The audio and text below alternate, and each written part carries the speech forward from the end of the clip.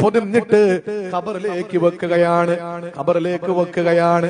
സഹോദരിമാരെ, ലിപ്സ്റ്റിക്കോ ഐലൈനറോ അല്ലെങ്കിൽ മറ്റേതെങ്കിലും സൗന്ദര്യവർദ്ധക വസ്തുക്കൾ, കോസ്മെറ്റിക് സാധനങ്ങൾ നിന്റെ ഡ്രസ്സിലായാൽ പെട്ടെന്ന് നീ വാഷ് ചെയ്ത് കളയുമായിരുന്നു. പക്ഷേ ഇന്ന് നിന്റെ കഫൻ പുടവ മുഴുവനും ചേടി മണ്ണ്, പച്ച മണ്ണാണ്.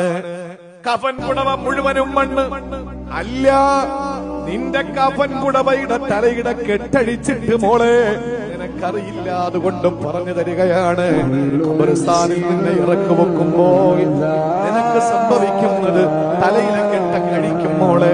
വീട്ടിൽ നിന്ന് നിന്നെ കെട്ടിക്കൊണ്ടുപോയ നിന്റെ ഭർത്താവിനെ കെട്ടിക്കൊണ്ടുപോകുന്നത് കണ്ടിട്ടുണ്ട് നീ? എങ്ങനെ കാലിലും തലയിലും കെട്ടുന്നു? ഇല്ല, കാലിന്റെ കെട്ട് അങ്ങനെ തന്നെ ഉണ്ടാകും. തലയിലെ കെട്ടടിക്കും. ഖബറിലിറക്കുമ്പോ തലയിലെ കെട്ടടിക്കും.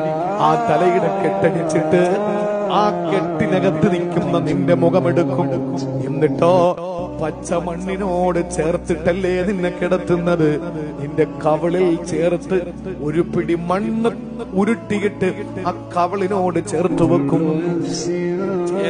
ചേരുന്നത് അവിടെയാണ്. മിൻഹാ ഖലഖനാകും, ഇതിൽ നിന്ന് നിന്നെ പടച്ചു. വഫീഹാ നുഈദുകും, ഇതിലേക്ക് നിന്നെ മടക്കി. വമിൻഹാ നുഖ്രിജുകും താറത്തൻ ഉഖ്റാ, ഇനി ഇതിൽ നിന്ന് തന്നെ നീ എഴുന്നേറ്റ് വരികയും ചെയ്യും. സൂറിലോതുമ്പോ അത്രേ ഉള്ളൂ. വമൽ ഹയാത്തു ദുനിയ ഇല്ലാ മതാഉൽ ഗുറൂർ, വഞ്ചനയുടെ ലോകമാണ് ദുനിയാവ്. അല്ലാഹു നമ്മളെ കാത്തുരക്ഷിക്കട്ടെ.